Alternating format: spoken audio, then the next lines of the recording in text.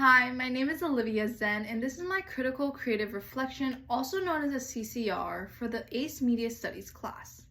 I'll be doing a PowerPoint and voiceover, as you can identify already, going over question number 2, which is, how does your product engage with audiences and how would it be distributed as a real media text? I'm going to start breaking this down, and on this slide you can see how I have 2 examples listed onto the PowerPoint.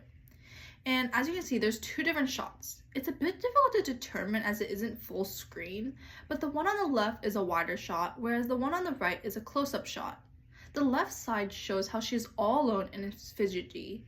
She doesn't know what to do next. She's playing around with her necklace. This shows also that her environment is post-apocalyptic, as no one else is around her. Similarly, the close-up shot, she is about to get up. She seems a bit startled and begins to contemplate on her next move. Based on the opener's genre and what it plans on storytelling, we can then determine where it would be distributed onto real media text. After analysis, I think Netflix would be the best option as it's part of the big 6 and it simply aligns the best. And the supporting case study I use to back this up would be the camera angles case study. It states, the experience of emotions can have the form of effectively meaningful perception of the world, of an object, an event, or the external world as a whole. This explains how through the incorporation of camera angles such as close-ups and wider shots, it was able to create an effectively meaningful perception. These intimate close-up shots highlight the main character and how she needs to make a decision. Along with the mix of wider shots, it showed how she is all alone and needs to determine what to do next by herself. Additionally to this, it shows how no one else is around in the environment, just like in a post-apocalyptic situation. These visuals choices encourage the viewers to emotionally connect and feel close to the main character's isolation and reflection of her past. It creates a narrative that the audience can put themselves in her shoes or position.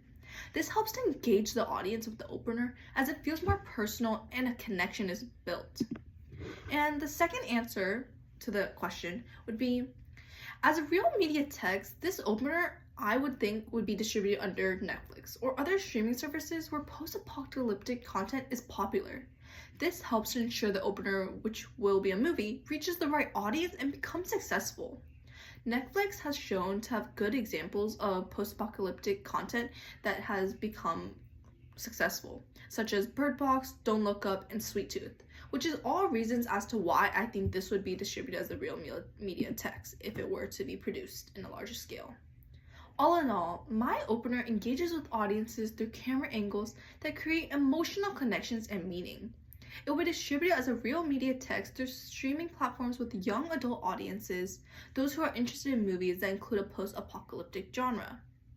And the summary of this question would be, to help audience engage and get a stronger connection to the opener, a mix of wider and close-up shots are used. Thank you.